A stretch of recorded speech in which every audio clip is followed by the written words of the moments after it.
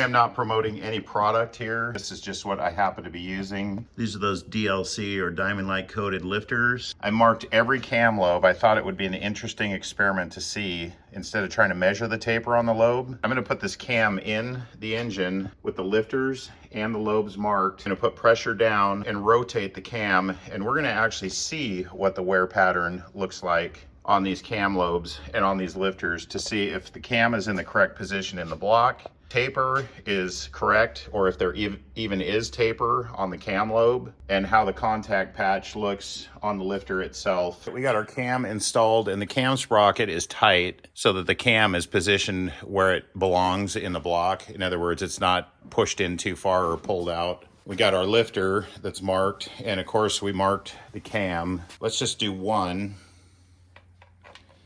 and see what that nets us. Let me do that with a push rod, and maybe it will actually spin the lifter when it rolls over the top, and I'll mark it. I realize I'm just not putting very much pressure because I'm just holding it by hand. Obviously it doesn't have the spring pressure, but let's put a decent amount of pressure on it by hand and see what this thing does. It is rotating the lifter. You can see the mark was at up here, and it's over here now, so it is rotating it. Every time it goes over the nose, it rotates it a little bit more. Let's just see what one looks like with this little experiment. I pulled the cam back out. I've only done the one, and it does look like there is taper on the camshaft because the contact is at the back edge. It's not centered, and there's no contact on the front of the lobe. It's pretty uniform all the way around, and it did try to spin the lifter. I was just putting pressure on it at first with my hand, and then I realized I needed to put a push rod in there and put the pressure in the center so it could spin. Now, it didn't make a full revolution, so the pattern on the lifter looks pretty weird. It was trying to spin there, so I'm gonna call that one probably okay based on the contact pattern here, but I'm gonna check every single one. So a couple things to keep in mind here. If I put pressure down on the push rod with my hand, it's gonna wanna prevent the push rod from spinning. So I got this, I'm gonna push down with that, and hopefully that'll give it a little bit more allowance so that it can spin the lifter. And then I'm gonna turn cam about 10 times on each one. So I'm gonna put pressure down, and hopefully it will work and everything will do what we want. So, oh yeah, so that one, you can see that lifter is spinning like crazy now that we're going a little faster. So we're just gonna go from lifter to lifter. That one's spinning too. I want a full revolution on that one. That one's spinning. That one's spinning. So far, the cam lobes obviously have taper, or these would not spin. This one spins too.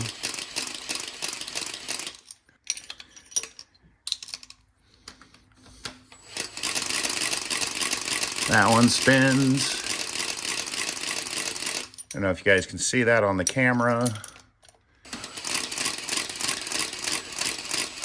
That one made a full revolution. It's just coming around to the top. There we go. So every one of those spun. That's a very good, promising sign. Okay. That one's spinning. That one went a full revolution.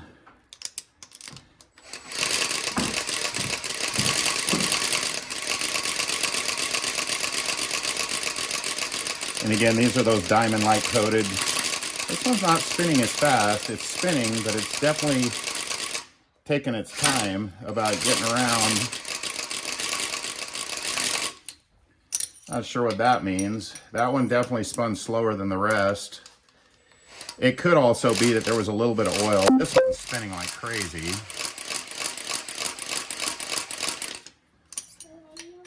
And it might be that there was a little bit of oil on that cam lobe because I put it in dry. Yeah, this one's spinning really slow too. It is spinning, but it's slow.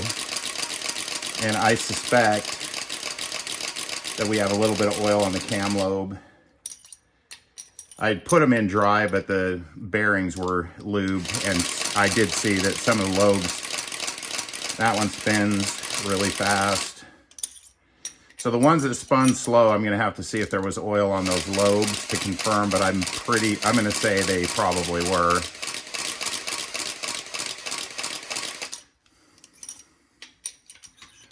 Get those very last ones. But so far, yeah, that one spins.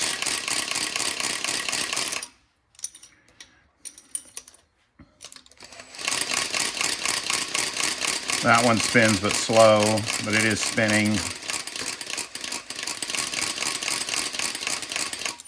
All right, so they all spin. A couple of them were slower, 3 of them were slower, but I'm pretty sure it's because there's oil on them.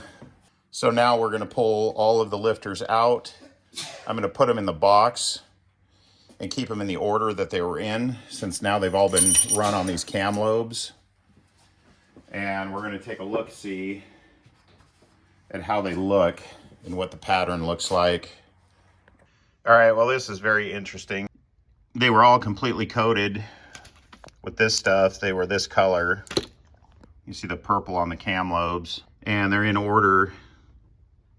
And you can see they all spun, but some of them have this weird little, well, the choppy pattern is because they were just bouncing out of the bores because there's no spring on them. I was only testing one at a time, and that's probably why that little choppy pattern's on there, but some of these are completely cleaned off. And interestingly, the pattern on the cam, the taper would make it so that this edge, the back edge, that way, here's the rear with the cam gear, here's the front with the timing chain gear. So the taper would make it taller on this back edge of the lobe. And on the third one back, you can see that the wear mark is towards the high end of the lobe where the, you know, the taper or rear of the cam. For some reason, this third one back, it's actually closer to the front. See that? And then I went to the third one back. It's like their cam grinder on every third lobe from the journal. This one's right in the center too. But they all spun, and they all spun in the right direction. So there is taper in the cam.